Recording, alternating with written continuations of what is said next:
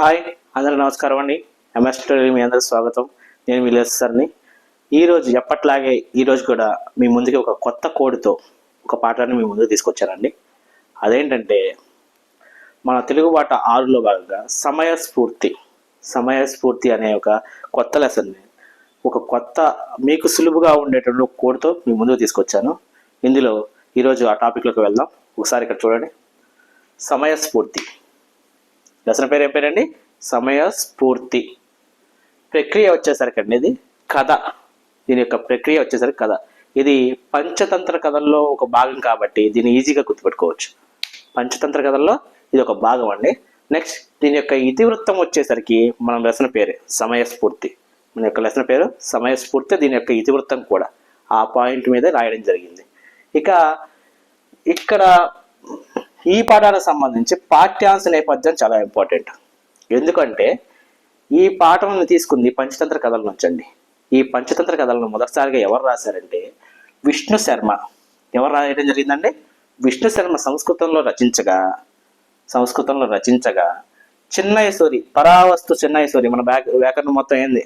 పరావస్తు చిన్నయసూరి నీతి చంద్రిక అనే పేరిట. ఇక్కడ ఇంపార్టెంట్ ఏదో గుర్తుపెట్టుకోవాలి. పంచతంత్ర కథల్లో విష్ణు శర్మ సంస్కృతంలో రాయగా మన పరావస్తు చిన్నయేశ్వరి గారు నీతి చంద్రిక అనే పేరిట తెలుగులోకి అనువాదం చేశారు.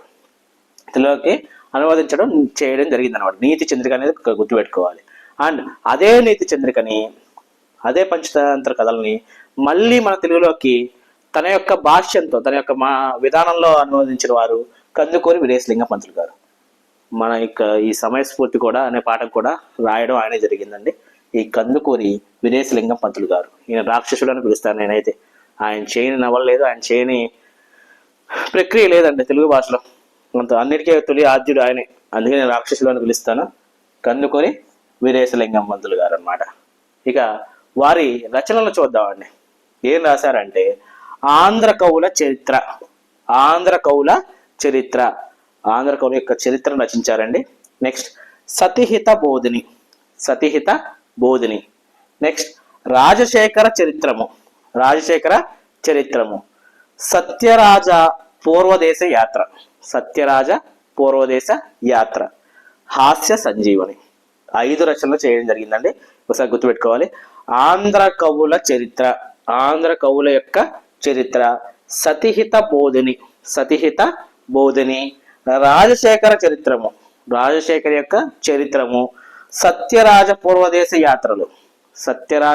పూర్వదేశ యాత్రలు, హాస్య సంజీవని అనే 5 గ్రంథాలను ఆయన రచనల్ని ఆయన రాయడం జరిగిందండి. ఈ 5ంటిని ఒక్కసారి టెక్స్ట్ బుక్ తీసుకొని చదవండి. ముందు మనం ఒక అవగాహన వస్తే ఏమేమి రాశారనేది, ఆ తర్వాత కోడింగ్ చాలా సులువుగా ఉంటుంది.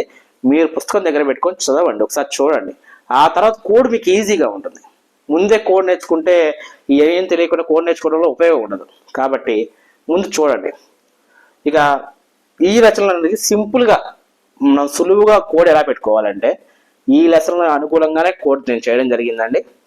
వేరే డీవియేట్ కూడా అవ్వలేదు.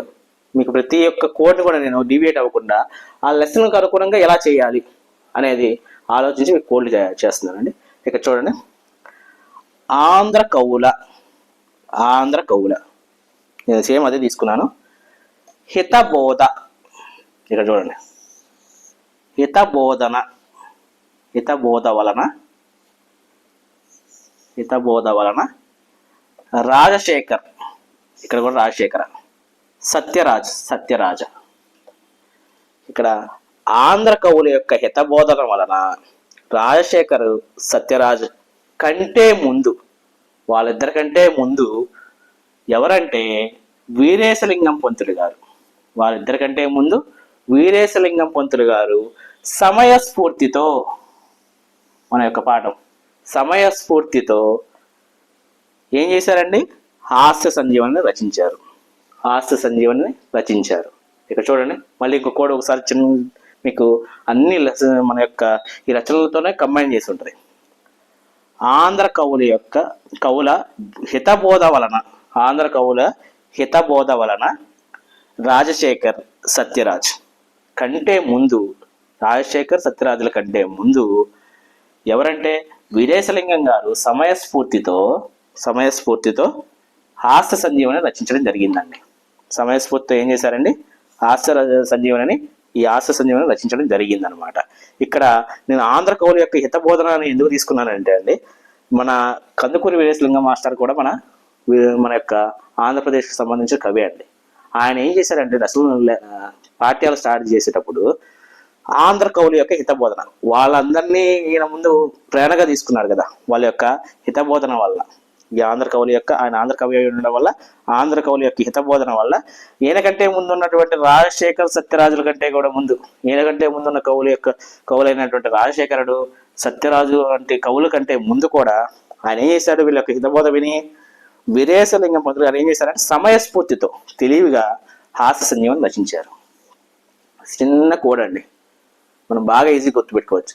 ఆంధ్ర కవుల యొక్క హితబోధ వల్ల, వాళ్ళు చెప్పినటువంటి హితబోధ వల్ల ఈ వీరేశలింగం పంతులు గారు ఏం చేశారంటే రాజశేఖర్ సత్యరాజుల కంటే ముందే సమయస్ఫూర్తితో హాస్య సంజీవని రచించారు.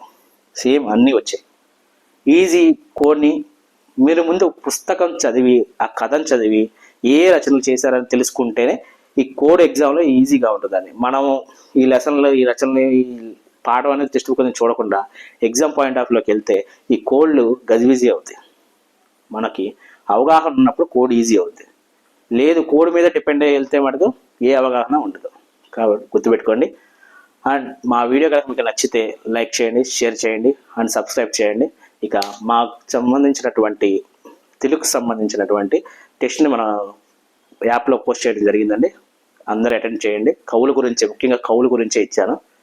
రాసి మీరందరూ ఇది మీకు బాగా ప్రాక్టీస్ అవుతుంది భావిస్తున్నా. థ్యాంక్స్ అండి. బాయ్.